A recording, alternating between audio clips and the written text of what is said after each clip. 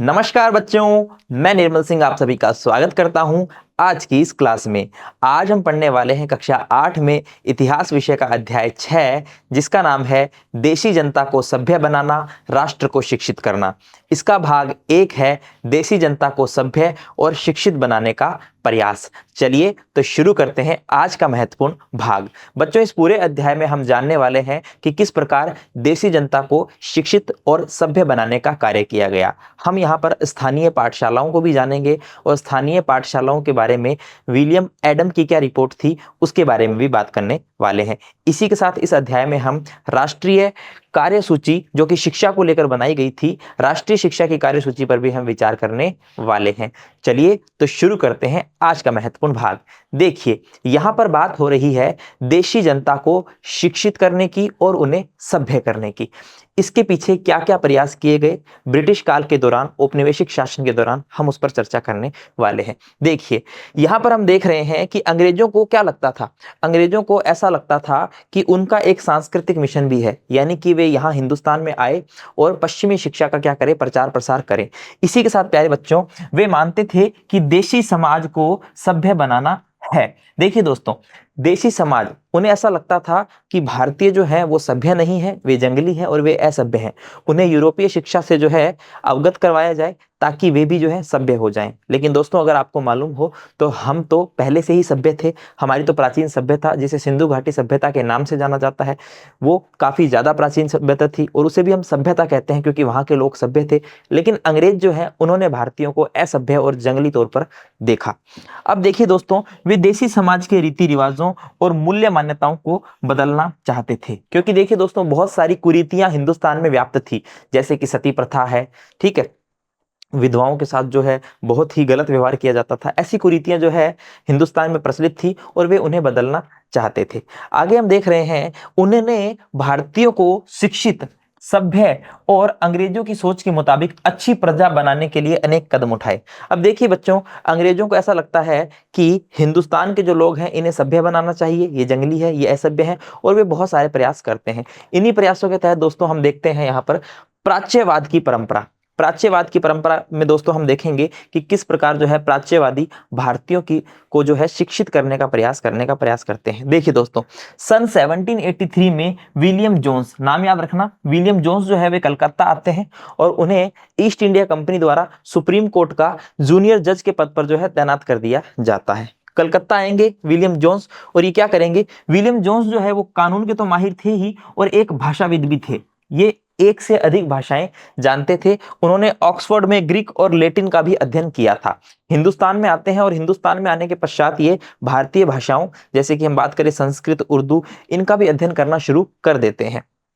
वे French और अंग्रेजी जानते थे और अरबी फारसी भी सीख चुके थे। कलकत्ता में आने के बाद वे संस्कृत काव्यों का अध्ययन करने लगे। वे संस्कृत भाषा को पढ़ने लगे क्योंकि उन्हें लगता था कि अगर भारतीयों को सभ्य बनाना है तो उन्हें उन्हीं की भाषा में जो है समझाना पड़ेगा।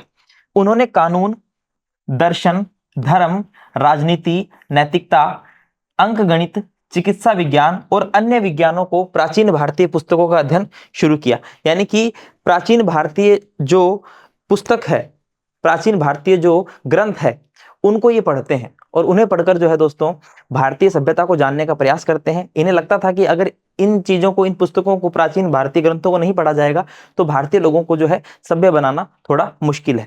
फिर देखिए, हेनरी टॉमस कोलब्रुक और नेथेनियल हॉलहेड, ये भी यहीं पर ही होते हैं और ये भी जो है संस्कृत भाषा सीख चुके होते हैं, भी संस्कृत व फारसी रचनाओं का अंग्रेजी में अनुवाद कर रहे थे। तो देखिए, विलियम जोन्स है, कोलब्रुक है और हॉलहेड है, ये संस्कृत भाषा जानते थे और ये भारतीयों को सभ्य बनाना चाहते थे। आगे देखिए, इनके साथ मिलकर जोन्स ने एशियाटिक सोसाइटी ऑफ बंगाल का गठन किया। जोन्स ने एशियाटिक रिसर्च नामक पत्रिका का भी क्या किया, प्रकाशन किया। हम देख रहे हैं कि किस प्रकार हिंदुस्तान में जो है धीरे धीरे शिक्षा का प्रचार प्रसार औपनिवेशिक शासन के दौरान किया जा रहा है। जोन्स और कोलब्रुक प्राचीन ग्रंथों को ढूंढने, उनकी व्याख्या करने और अनुवाद करने में जुट जाते हैं।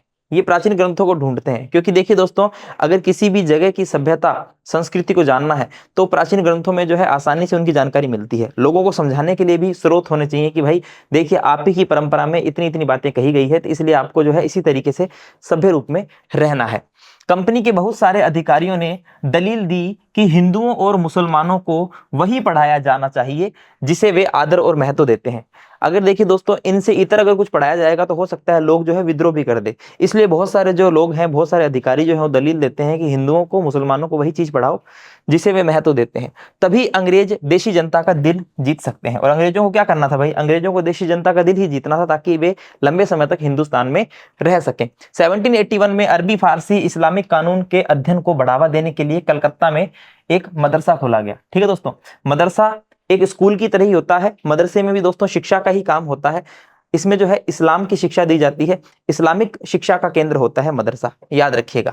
1791 में बनारस में हिंदू कॉलेज की स्थापना की गई। यानी कि अब आप ये देखिए कि जगह जगह जो है शिक्षा को प्रोत्साहन देने के लिए अलग अलग जो है शिक्षण संस्थाओं की स्थापना हो रही है, मदरसों की स्थापना हो रही है, हिंदू कॉलेज की स्थापना हुई। परंतु कंपनी के बहुत सारे अफसर प्राच्यवादियों के कटु आलोचक भी थे। बहुत सारे अफसर जो है वो प्राच्यवादियों के कटु आलोचक थे।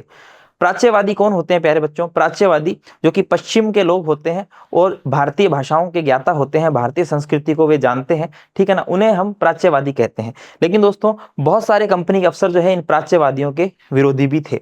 पूर्व की जघन्य गलतियां, अब हम देखेंगे कि पूर्व की क्या गलतियां थी, है ना, किन किन चीजों को जो है पूर्व की जघन्य गलतियों में शामिल किया गया है। तो इसमें देखिए 19वीं सदी की शुरुआत से ही बहुत सारे अंग्रेज अफसर शिक्षा के प्राच्यवादी दृष्टिकोण की आलोचना करने लगे। प्राच्यवादी दृष्टिकोण हम पीछे पढ़ चुके हैं। प्राच्यवादियों को क्या लगता था कि हमें जो है यहाँ की भाषाएं सीखनी चाहिए, अरबी, संस्कृत, फारसी, ठीक है, और उर्दू, इन सभी भाषाओं को सीखकर जो है यहाँ के लोगों को क्या करवाना चाहिए? शिक्षित करवाना चाहिए। इन्हीं के धर्म ग्रंथों को पढ़कर, इन्हीं के प्राचीन ग्रंथों को पढ़कर जो है यहाँ के लोगों को शिक्षित करना चाहिए। लेकिन बहुत सारे लोग जो है वे इन प्राच्यवादियों के क्या थे? विरोधी थे। प्राच्यवादी, मैं फिर आपको बता रहा हूँ प्राच्यवादी क्या होते हैं, जो कि पश्चिम के लोग होते हैं और जो भारतीय संस्कृति की बात करें, जो कि भारतीय भाषा, ठीक है, भारतीय ज्ञान को जान चुके होते हैं, ठीक है, वे प्राच्यवादी होते हैं।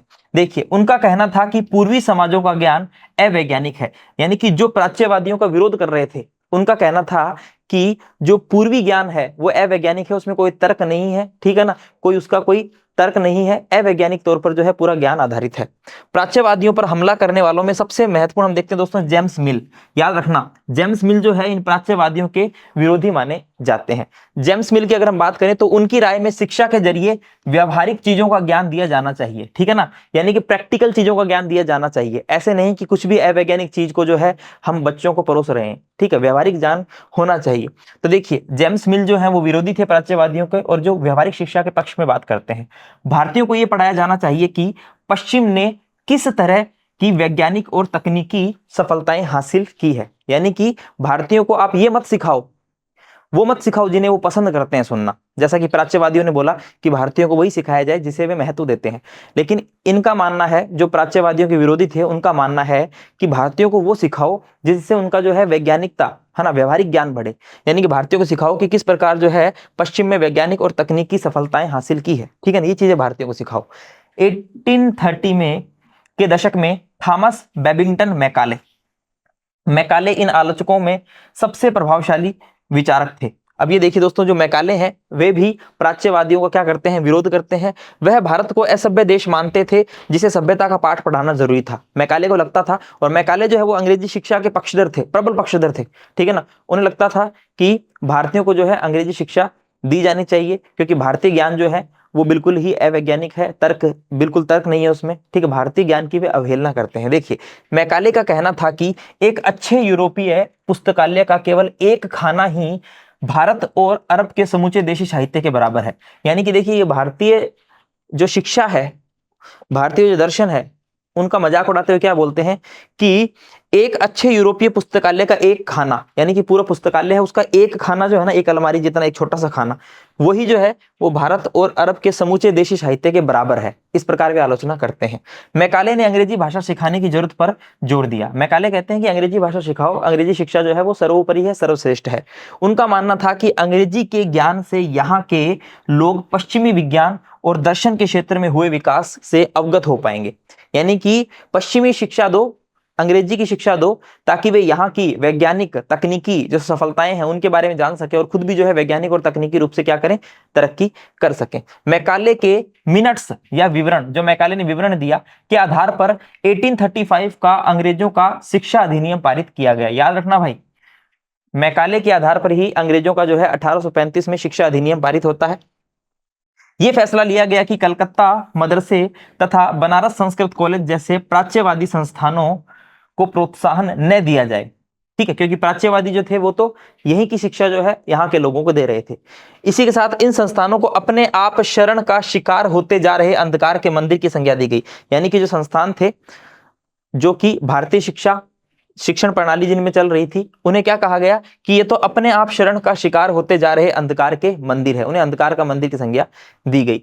व्यवसाय के लिए शिक्षा। अब देखिए दोस्तों, हम यहाँ पर बात करेंगे कि व्यवसाय के लिए शिक्षा में क्या क्या कदम उठाए जाते हैं। हम शिक्षा की ही बात कर रहे हैं, ठीक है। तो देखिए 1854 में कंपनी के नियंत्रक मंडल के अध्यक्ष, क्या नाम है, चार्ल्स वुड के नाम से वुड का नीति पत्र, जिसको वुड डिस्पैच के नाम से भी जानते हैं दोस्तों, यह पारित होता है। याद रखना, तारीख इंपॉर्टेंट है, एग्जाम में आती है, ठीक है। 1854 में वुड डिस्पैच जारी होता है।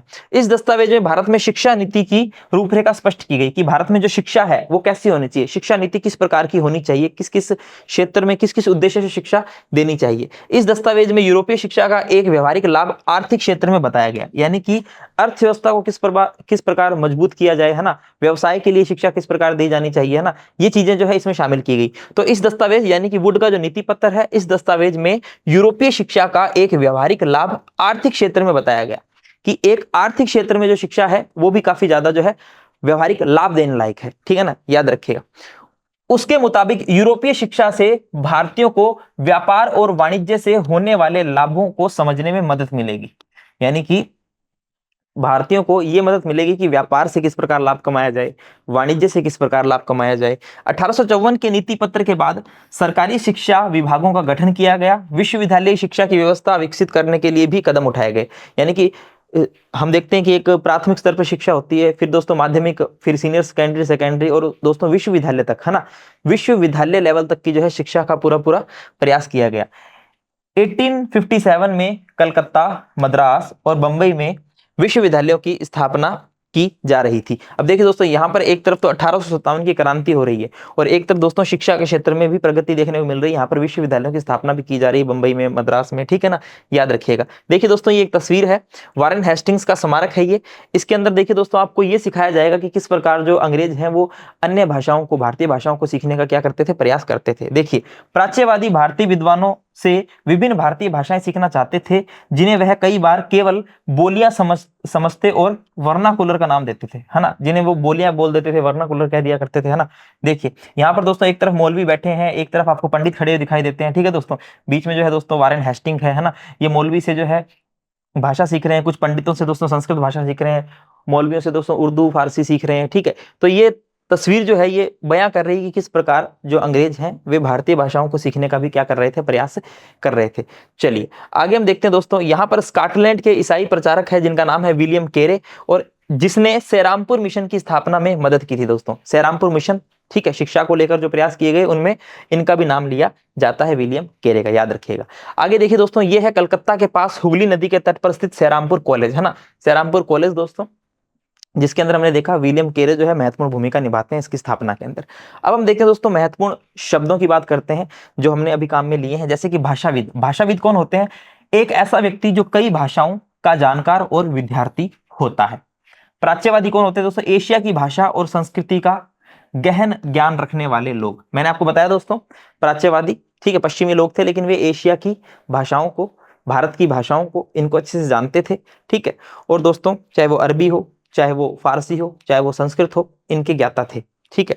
आगे देखते हैं बच्चों, वर्नाकुलर क्या है? मानक भाषा से अलग किसी स्थानीय या बोली के लिए इस्तेमाल किया गया शब्द, वर्नाकुलर, याद रखिएगा। मदरसा क्या है? सीखने के स्थान को अरबी भाषा में मदरसा कहा जाता है। यह किसी भी तरह का स्कूल या कॉलेज, कोई और संस्था भी हो सकता है, ठीक है ना। यहाँ पर दोस्तों शिक्षा दी जाती है। विशेष रूप से हम देखते हैं दोस्तों, इस्लाम के अंदर दोस्तों मदरसों की स्थापना होती है, ठीक है ना, याद रखिएगा। चलिए दोस्तों, इस पूरे भाग में हमने क्या सीखा है? तो हमने प्राच्यवादी दृष्टिकोण सीखा कि प्राच्यवादी क्या चाहते थे। प्राच्यवादी चाहते थे कि भारतीयों को भारतीय ही शिक्षा दी जाए जिन्हें वे महत्व देते हैं, है ना, भारतीयों के ही ग्रंथ पढ़े जाए, उन्हीं की शिक्षा दी जाए। लेकिन दोस्तों जो प्राच्यवादियों के जो विरोधी थे उन्होंने बोला कि हमें जो है भारतीयों को पश्चिम की शिक्षा देनी चाहिए, क्योंकि भारतीय जो ज्ञान है वो अव्यवहारिक है, प्रैक्टिकल नॉलेज नहीं है, तर्कहीन है, अवैज्ञानिक ज्ञान है, ठीक है ना। इसी के साथ वुड का नीति पत्र दोस्तों, वुड डिस्पैच, जो कि 1854 में दोस्तों पारित होता है। और वुड डिस्पैच में हम देखते हैं कि किस प्रकार जो है व्यवसाय की शिक्षा जो है उसको भी महत्व दिया जाता है, विश्वविद्यालय शिक्षा को भी महत्व दिया जाता है। चलिए दोस्तों मूल्यांकन कर लेते हैं कुछ महत्वपूर्ण प्रश्नों के साथ में। बनारस में हिंदू कॉलेज की स्थापना कब की गई? 1791, 1792, 1793, 1794। तो देखिए दोस्तों 1791 में जो है बनारस में हिंदू कॉलेज की स्थापना होती है। नेक्स्ट क्वेश्चन हम देखते हैं, ईस्ट इंडिया कंपनी द्वारा 1783 में सुप्रीम कोर्ट में जूनियर जज के रूप में किसे तैनात किया गया था? मैकाले को, विलियम कैरे को, विलियम जोन्स को, या फिर दोस्तों हेनरी थॉमस कोलब्रुक को? तो देखिए दोस्तों विलियम जोन्स को जो है जज के रूप में तैनात किया जाता है ईस्ट इंडिया कंपनी द्वारा। नेक्स्ट क्वेश्चन हम देखते हैं, वुड का नीति पत्र कब जारी किया गया? 1854, 55, 1856, 1857। देखिए दोस्तों 1854 के अंदर दोस्तों वुड का नीति पत्र जो है जारी होता है। नेक्स्ट है सत्य और असत्य वाला। मैकाले के मिनट्स विवरण के आधार पर 1835 में अंग्रेजों का शिक्षा अधिनियम पारित किया गया। ये बात दोस्तों बिल्कुल सत्य है, याद रखिएगा। नेक्स्ट क्वेश्चन देखते हैं प्यारे बच्चों, प्राच्यवादियों पर हमला करने वालों में प्रमुख थे। देखिए दोस्तों जेम्स मिल है, जेम्स मिल, ठीक है ना, याद रखिएगा। बाकी दोस्तों आगे हम देखते हैं मैकाले हैं, मैकाले भी इन्हीं में ही होते हैं, ठीक है ना। मैकाले जो है वह भी प्राच्यवादियों पर क्या करते हैं? हमला करते हैं। तो मैकाले भी हैं, जेम्स मिल भी है, आप नाम ले सकते हैं, दोनों ही जो है प्रबल विरोधी थे, याद रखिएगा। चलिए दोस्तों तो यह भाग यही समाप्त होता है। उम्मीद करता हूं आपको यह भाग अच्छा लगा होगा। धन्यवाद।